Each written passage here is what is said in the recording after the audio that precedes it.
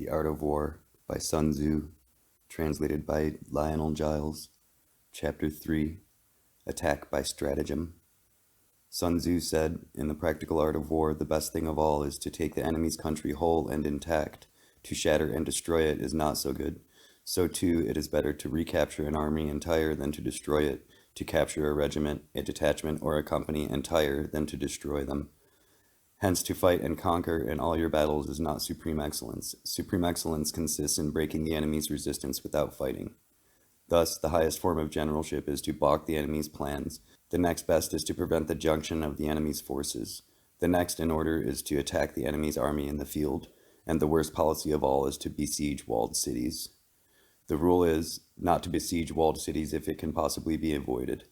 The preparation of mantlets, movable shelters, and various implements of war will take up 3 whole months, and the piling up of mounds over against the walls will take 3 months more. The general, unable to control his irritation, will launch his men to the assault like swarming ants, with the result that 1/3 of his men are slain while the town still remains untaken. Such are the disastrous effects of a siege.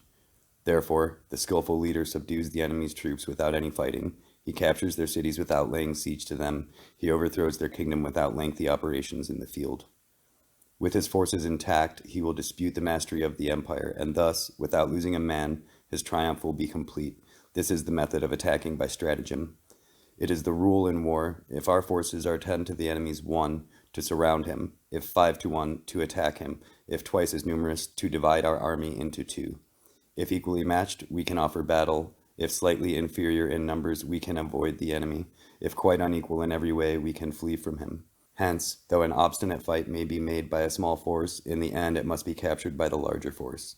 Now the general is the bulwark of the state. If the bulwark is complete at all points, the state will be strong. If the bulwark is defective, the state will be weak. There are 3 ways in which a ruler can bring misfortune upon his army. 1. By commanding the army to advance or to retreat, being ignorant of the fact that it cannot obey. This is called hobbling the army. 2. By attempting to govern an army in the same way as he administers a kingdom, being ignorant of the conditions which obtain in an army. This causes restlessness in the soldiers' minds. 3. By employing the officers of his army without discrimination through ignorance of the military principle of adaptation to circumstances. This shakes the confidence of the soldiers. But when the army is restless and distrustful, trouble is sure to come from other feudal princes. This is simply bringing anarchy into the army and flinging victory away.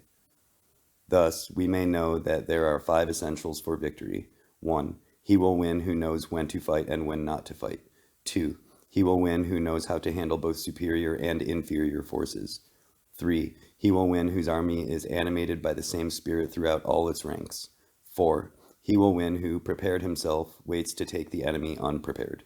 5. He will win who has military capacity and is not interfered with by the sovereign. Hence the saying, if you know the enemy and know yourself, you need not fear the result of 100 battles. If you know yourself, but not the enemy, for every victory gained, you will also suffer a defeat. If you know neither the enemy nor yourself, you will succumb in every battle.